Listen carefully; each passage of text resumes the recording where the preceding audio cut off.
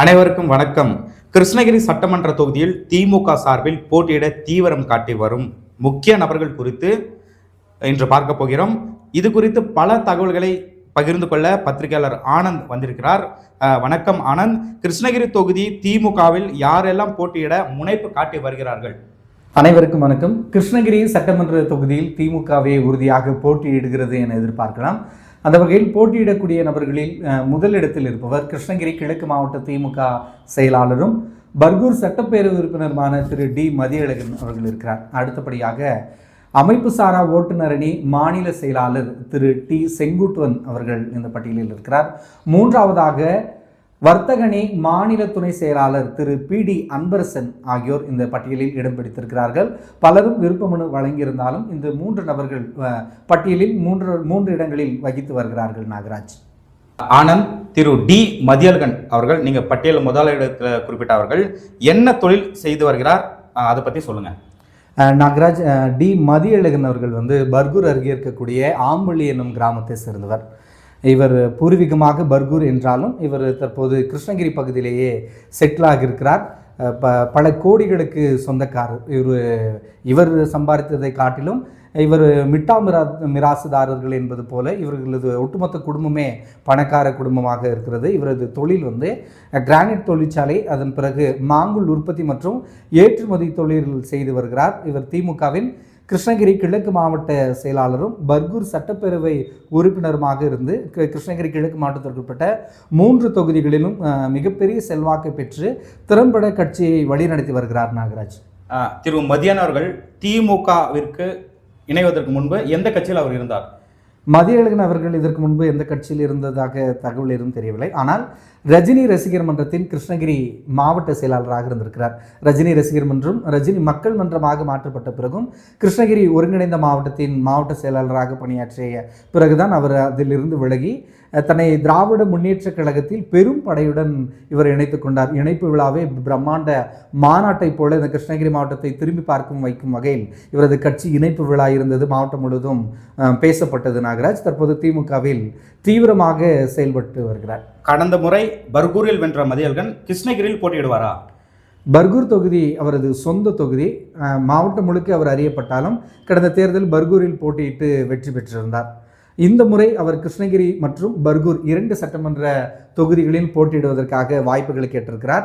எனக்கு தெரிந்தவரை அவர் மீண்டும் சிட்டிங் எம்எல்ஏவாக இருப்பதால் பர்கூர் தொகுதியிலேயே அவர் போட்டியிடுவதற்கான வாய்ப்புகள் அதிகமாக இருந்து வருகிறது. இருந்த போதிலும் மாவட்ட செயலாளர் என்கிற முறையில் கிருஷ்ணகிரி என்பது அவருக்கு அதிகம் பழக்கப்பட்ட அவர் வளர்ந்த இடமாக இருப்பதால் பர்கூர் தொகுதியிலேயே போட்டியிடுவதற்கான வாய்ப்புகள் அதிகமாக இருக்கிறது. நாகராஜ். திரு மதியழகன் அவர்களுக்கு பொருளாதாரம் மற்றும் தொகுதியில் செல்வாக்கு எப்படி இருக்கு?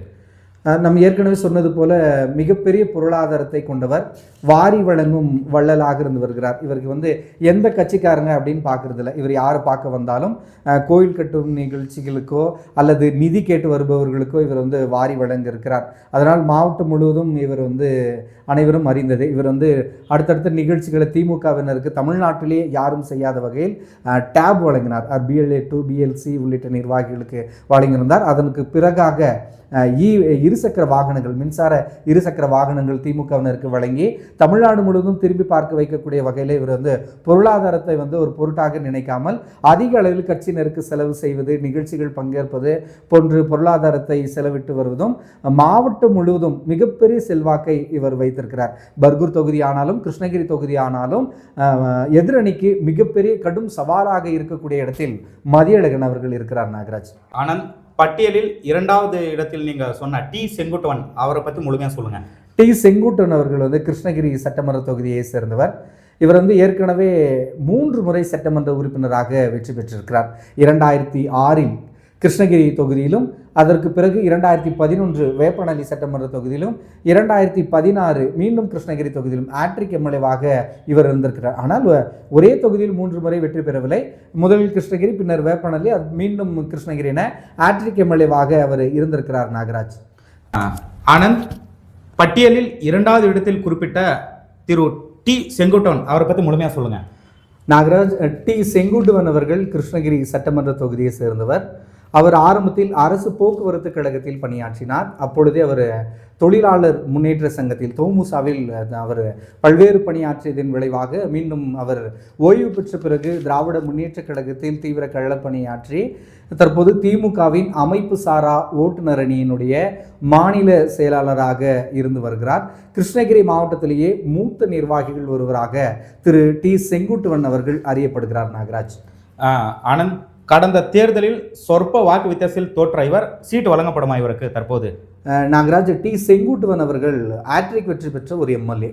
2006 கிருஷ்ணகிரி சட்டமன்ற தொகுதியிலும் அதன் பின்பாக புதியதாக உதயமான வேப்பநல்லி சட்டமன்ற தொகுதியில் 2011 வெற்றி பெற்றார். அதன் பிறகாக 2016 கிருஷ்ணகிரி சட்டமன்ற தொகுதியில் வெற்றி பெற்றார். தொடர்ச்சியாக 3 முறை அவர் எம்எல்ஏவாக வெற்றி பெற்றவர். ஆனால் ஒரே தொகுதியில் வெற்றி பெறவில்லை. இந்த நிலையில்தான் அவர் கடந்த தேர்தலில் சொற்ப வாக்குகள் வித்தியாசத்தில் அதிமுகவின் அசோக்குமார் அவர்களிடம் வெற்றி வாய்ப்பை இழந்தார். 794 வாக்குகள் வித்தியாசத்தில் மட்டுமே அவர் தோல்வியடைந்தார். மாவட்டத்தில் அனைத்து தொகுதிகளில் தேர்தல் முடிவுகள் வந்த போதும் கூட இவரது தொகுதியில் மீண்டும் வாக்கு எண்ணிக்கை நடைபெற்றதால் இந்த அறிவிப்பு காலதாமதமானது. இவர் இதனை எதிர்த்து வழக்கம் தொடர்ந்திருந்தார். 794 வாக்குகள் வித்தியாசத்தில் மட்டுமே இவர் தோல்வியடைந்திருந்த நிலையில் மீண்டும் தனக்கு வாய்ப்பு வழங்கப்பட்டால் வெற்றிக்கணியை திமுக தலைமையிடம் சமர்ப்பிப்பேன் என்று அவர் சொல்லியிருக்கிறார். கடந்த தேர்தலில் அவர் வெற்றி பெற்றிருந்தால் 4வது முறையாக தொடர்ச்சியாக வெற்றி பெற்றதற்காக அவருக்கு அமைச்சர் பதவியும் வழங்கப்பட்டிருக்கலாம் எனவும் பேசப்பட்டது. நாகராஜ், திரு செங்குட்டுவன் திமுகவில் என்ன பொறுப்பில் இருந்தால் தற்போது என்னவாக இருக்கிறார்?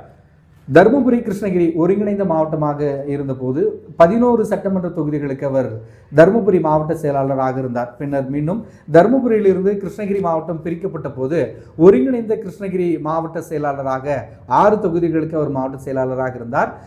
பின்னர் திமுகவில் அமைப்பு ரீதியாக கிருஷ்ணகிரி மாவட்டம் கிழக்கு மேற்கு என 2 மாவட்டங்களாக பிரித்த போது கிருஷ்ணகிரியினுடைய கிழக்கு மாவட்ட செயலாளராக அவர் 2 முறை தேர்ந்தெடுக்கப்பட்டு தற்போது அமைப்பு சாரா ஓட்டுநர் அணியின் மாநில செயலாளராக இருந்து வருகிறார். நாகராஜ், பட்டியலில் 3வது இடத்தில் உள்ள திரு அன்பரசன் குறித்து பார்க்கலாம். திரு அன்பரசன் தேமுதிகவில் இருந்து வந்ததா சொல்றாங்க, அவரை பத்தி முழுசா சொல்லுங்க.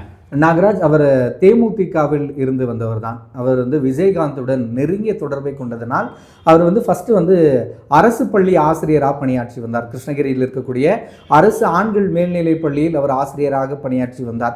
2006 அவர் விஜயகாந்த் ரசிகராக இருந்தார். விஜயகாந்த் தேமுதிக என்னும் அமைப்பை தொடங்கிய போது அவர் தன்னை அந்த கட்சியில் இணைத்து கொண்டார்.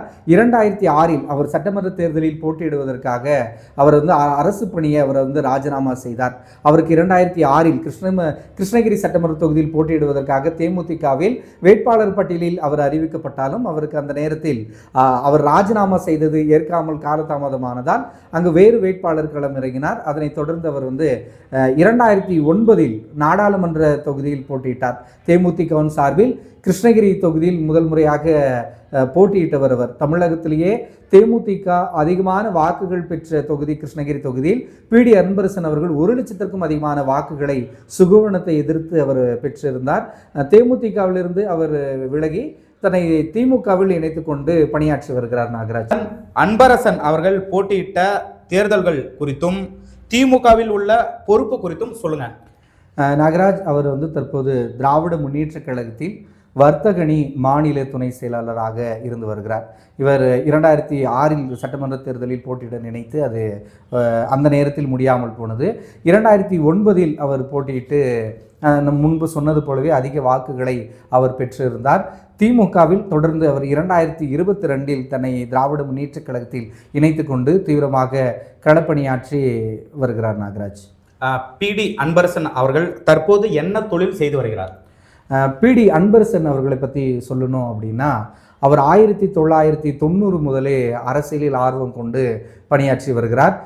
முதலாக அனைத்து இந்திய அண்ணா திராவிட முன்னேற்ற கழகத்தில் திரு முனிவெங்கடப்பன் அவர்கள் கிருஷ்ணகிரி சட்டமன்ற தொகுதிக்கு அதிமுக வேட்பாளராக அறிவிக்கப்பட்டார். இந்த முனிவெங்கடப்பன் யார் என்று பார்த்தால் பிடி அன்பரசன் அவர்களுடைய சொந்த தாய் மாமா. முதல் முறையாக அவர் கல்லூரி மாணவனாக இருக்கும் பொழுதே அரசியல் ஆர்வம் ஏற்பட்டு அவரது மாமாவிற்கு தீவிர களப்பணியாற்றிருக்கிறார். மாணவ பருவத்திலேயே அவர் அந்த மேற்கொண்ட பணியின் காரணமாக அவர் முனிவெங்கடப்பா கிருஷ்ணகிரி தொகுதியில் வெற்றி பெற்றிருந்தார். அதன் பிறகாக தேமுதிகவில் அவர் பல்வேறு பொறுப்புகளில் இருந்திருக்கிறார். விஜயகாந்த் அவர்கள் இவருக்கு பல்வேறு பொறுப்புகளை வழங்கியிருக்கிறார். கிருஷ்ணகிரி மாவட்டத்திற்கு வருகிற பொழுது இவருக்கு தொலைபேசியில் தொடர்பு கொண்டு இவரை சந்தித்து விட்டு செல்வதும் விஜயகாந்த் வாடிக்கையாக இருந்திருக்கிறார். அவர் பதவியை ராஜினாமா செய்து வந்த பிறகு பல்வேறு பொறுப்புகள், கிருஷ்ணகிரி நாடாளுமன்ற தொகுதியினுடைய பொறுப்பாளர் உள்ளிட்ட கிருஷ்ணகிரி மாவட்டத்தினுடைய கிழக்கு மாவட்ட செயலாளராக அவர் இருந்திருக்கிறார். மாவட்ட பிரதிநிதி, மாநில நிர்வாகி போன்ற பல்வேறு பொறுப்புகளில் அவர் தேமுதிகவில் இருந்த காரணத்தினால் கிருஷ்ணகிரி கிழக்கு மாவட்டத்திற்குட்பட்ட கிருஷ்ணகிரி, பர்கூர், ஊத்தங்கரை ஆகிய 3 தொகுதிகளிலும் தேமுதிகவினரிடம் அதிகமாக பழக்கப்பட்டவர். அது மட்டும் இல்லாமல் அவர் இருக்கக்கூடிய போலுப்பள்ளி சொந்த ஊரை சேர்ந்தவர். அவர் கல்வி நிறுவனங்களை நடத்தி வருகிறார்.